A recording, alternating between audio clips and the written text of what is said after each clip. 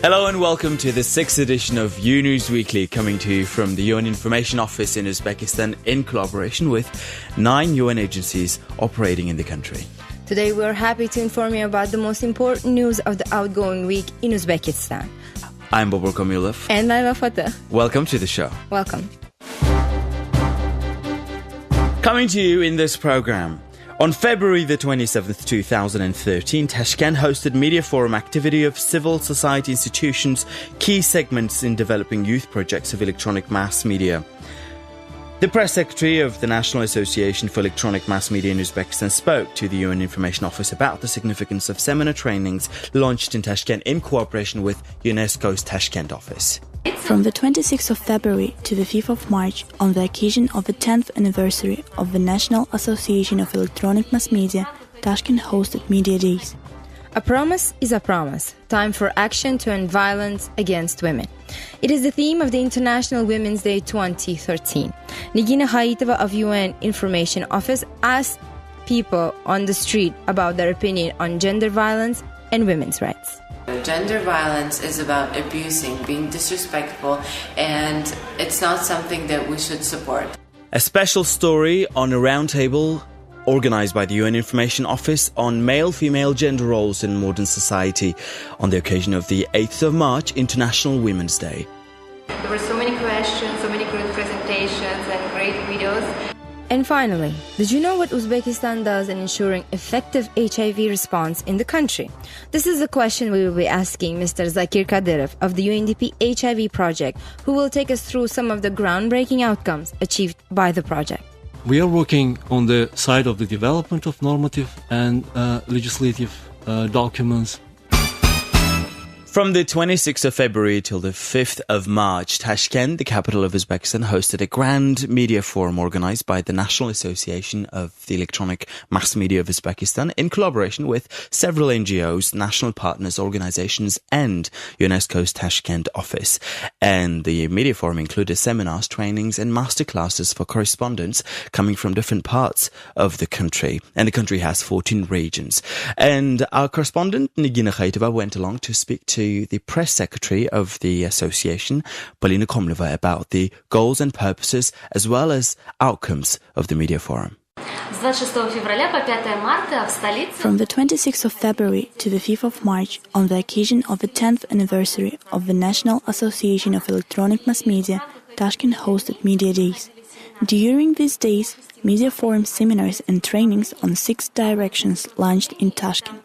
One of them was masterclass for correspondents of satellite TV channel Forum TV with the participation of producer, international expert Regis Gezelbash, who was holding training for young journalists for the 3rd time. The other event was masterclass for correspondents of information analytical TV magazine Nigoh, which is translated as View, with the participation of freelancer journalist from Germany, Birgit Wetzel. It is a new project, however, it has been well estimated by the audience and experts. We hosted other seminar trainings as seminar for correspondents of youth TV journalists, seminar for heads of non-governmental TV and radio stations in the framework of the Radio Information Center of the National Association of Electronic Mass Media. This information center unites 22 radio stations and gives them all the daily information for their usage. During the media forum, Tashkent gathered a roundtable conference where over 150 national and foreign partners of the National Association, international experts and guests, heads of regional TV stations, journalists and editors took part. The goal of this event was to determine development program of non-governmental TV radio broadcasting companies for 2013. Also, by the end of the media forum, we hosted a ceremony of awarding certificates on receiving technique, which was bought abroad and delivered to the country without customs duties. It proves that the government supports the development of the youth and the whole nation. In this ceremony, many partners of the National Association were participated in, which are the OSCE, Konrad Adenauer Foundation, UNESCO, and others. The media forum days were concluded by the final conference where the organizers discussed the development program of TV radio broadcasting companies for 2013 and new media projects which we can see on the channels of UNDP and Foreign TV. И новые проекты, которые мы увидим уже в ближайшее время на телеканалах ОЗНТТ и Форум ТВ. It's now an exclusive from UN Information Officers Interns Club. Again, one of our interns went along to the street as the world celebrated the International Women's Day this week to speak to passers-by about what gender violence meant and how they speculated on the importance of preventing that gender violence from happening at home, in communities, in schools, or wherever you are.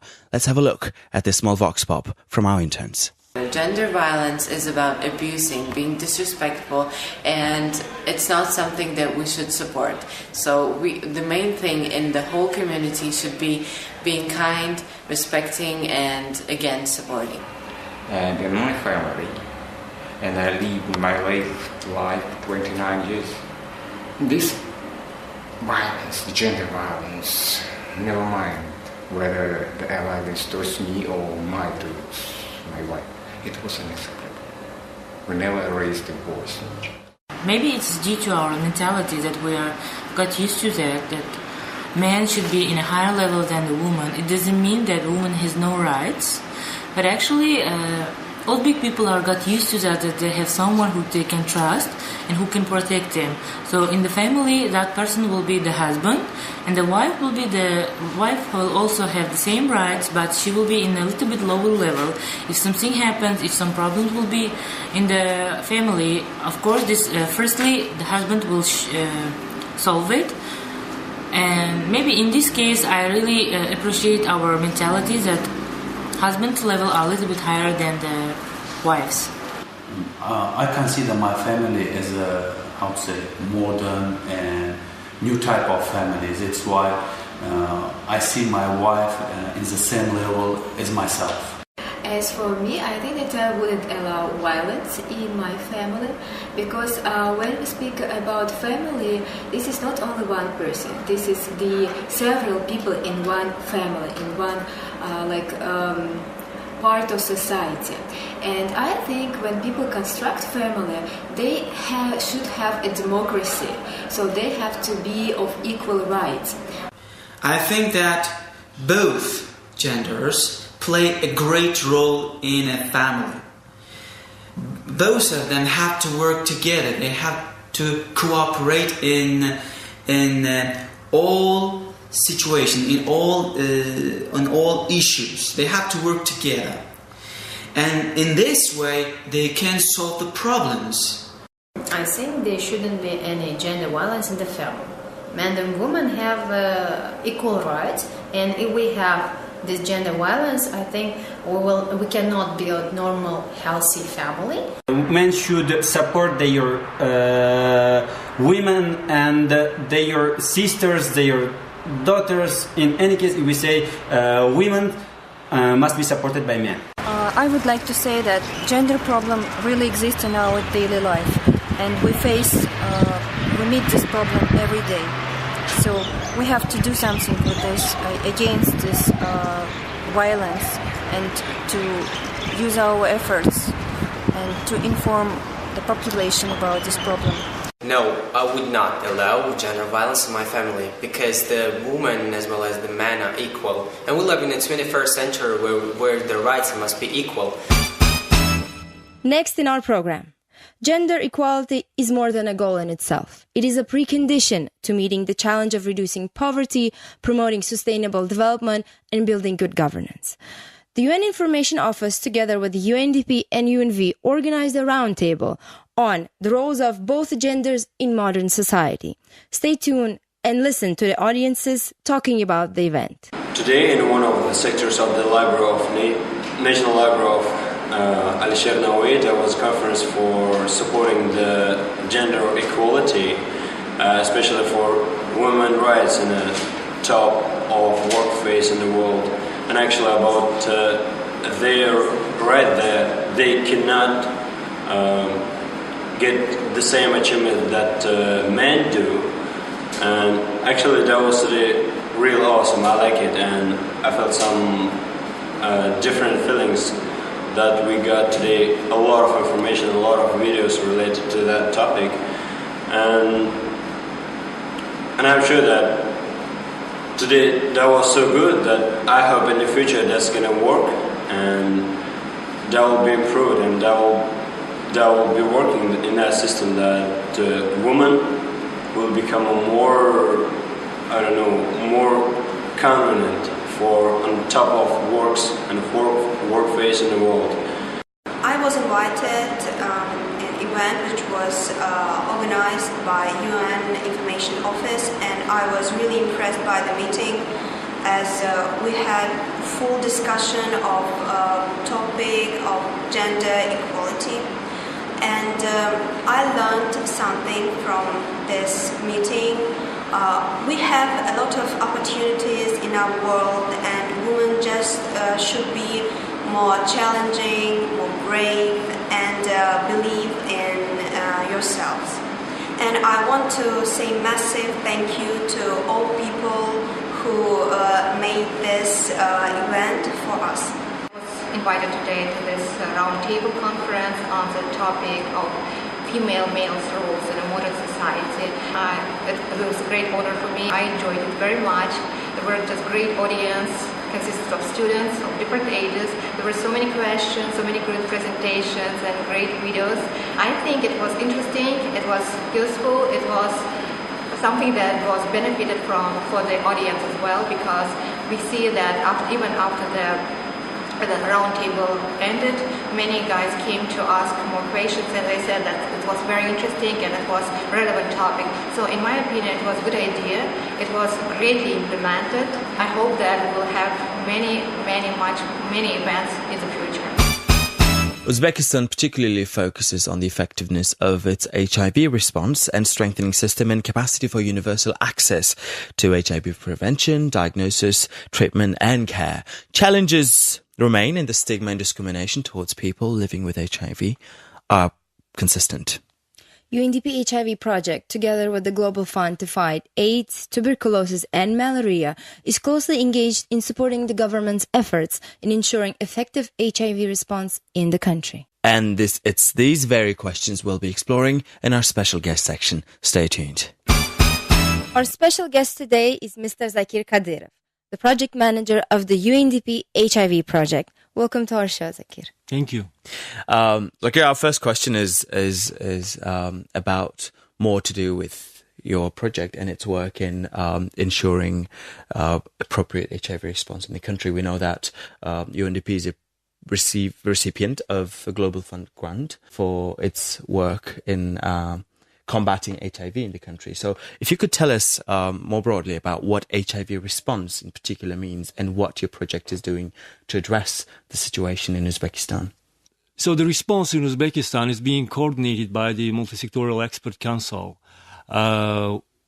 which is headed by the Vice Prime Minister of the country. So if we are talking about the political commitment of the government, we proudly can say that Uzbekistan does a lot to ensure the effective HIV response in the country. UNDP since the 2010 is a principal recipient for the Global Fund grant and is implementing the project in conjunction with a number of partners from the different sectors. The nature of the HIV as a problem and the nature of the response require the multisectorial approach. So we are trying to engage into the planning and implementation process of the project, not only government organizations, but also non-government organizations and civil society groups, a number of partners that work not only in the area of HIV.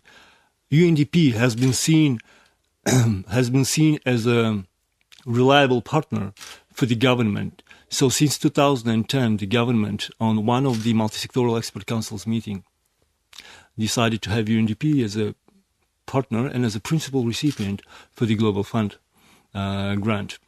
Since that period, we are implementing a multi-component program which focuses mostly on HIV prevention among highly vulnerable groups, provision of treatment to all those in need.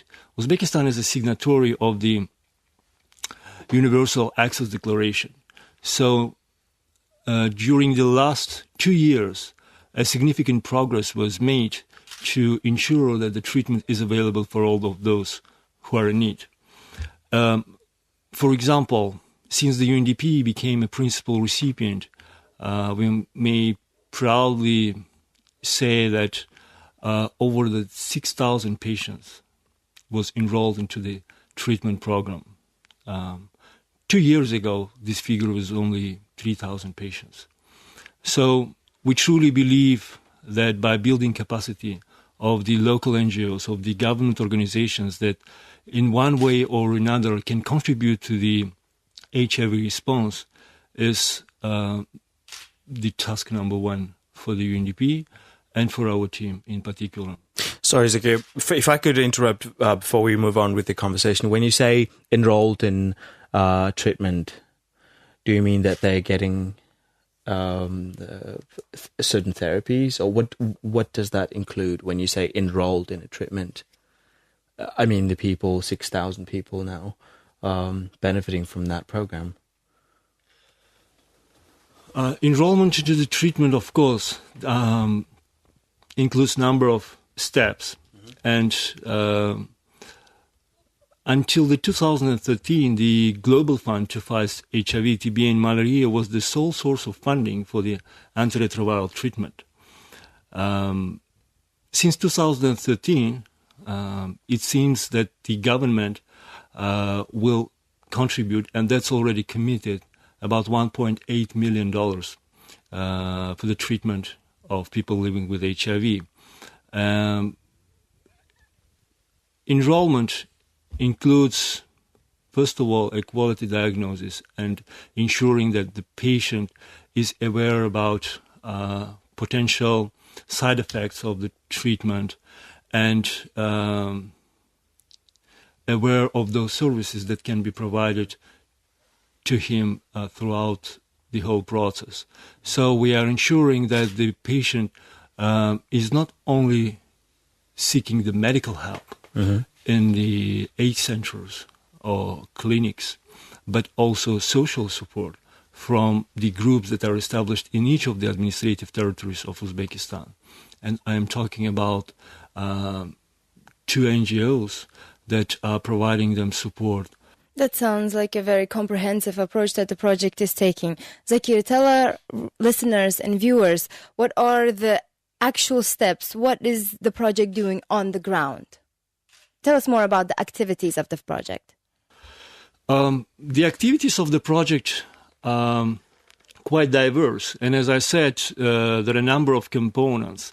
We are partnering with the youth movement Camelot, for example, to raise the awareness, HIV awareness among the young people, as more than half of the population in Uzbekistan are young people. The country seeing this as an important activity and included this into the proposal. We are ensuring that whatever knowledge we are trying to pass to the young people, the process itself is sustainable, and we're trying to ensure that the curricula in the educational institutions, in colleges and lyceums, includes already the lessons on HIV. Secondly, we are partnering with the number of NGOs that work directly with the highly vulnerable groups and provide health commodities, including syringes, condoms, and information materials, and other types of the support. We are also working with the health institutions and providing single-use instruments to 5 pilot oblasts, to the healthcare facilities of the 5 pilot oblasts. We are trying to establish the infection control system into the healthcare facilities. So at the same time, understanding the importance of the treatment, treatment is not simple procurement of the antiretroviral drugs, but also involves a huge supply and management component. So we need to ensure, and we are doing that, that the drugs from the very beginning until the time when it comes to the patient, My next question is, I think, about you mentioned it partly about making those efforts sustainable. But what exactly are you doing to make this HIV, the project intervention sustainable? Because I know, these things will have to continue, and the UNDP is not forever here to do it for all time. So how do you make sure that these interventions become sustainable as it unfolds? UNDP, since the very beginning, conducted a capacity assessment of the future principal recipient of the Global Fund grant. And this is a Republican aid center. So UNDP in many countries where there is a challenging situation takes a role of the principal recipient and become an interim principal recipient. So whatever we do, we are trying to ensure that ensure the sustainability, ensure that whatever we do, the capacity building is a cornerstone of our activities. So the capacity building plan was designed by the UNDP and being implemented. And I should also say that UNDP putting its core funds also to implement the capacity building activities. And we are very proud that until that time, the government and the Ministry of Health, and in particular the Republican Aid Center, is being very cooperative and moving along with UNDP in implementation of this project. So when you say capacity building, you mean training nurses, or what does that process involve? Capacity building is an important element of the HIV programming in Uzbekistan. And UNDP, based on its own mandate, is trying to build the capacity of the national organizations, both civil society organizations and government organizations. Since the very beginning, we developed a capacity building plan, which was neatly tailored based on the capacity assessment of those organizations that involved into the HIV response in Uzbekistan.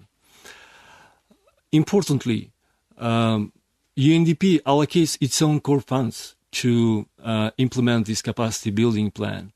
And we are, I would say, have a luxury to involve into this process our colleagues from the BDP, from the UNDP offices in New York and Bratislava. So during this a little bit more than 2 years of cooperation with the government, we see satisfaction from their side as well. And we are moving along to the finally handover of the PR-ship to the government organizations.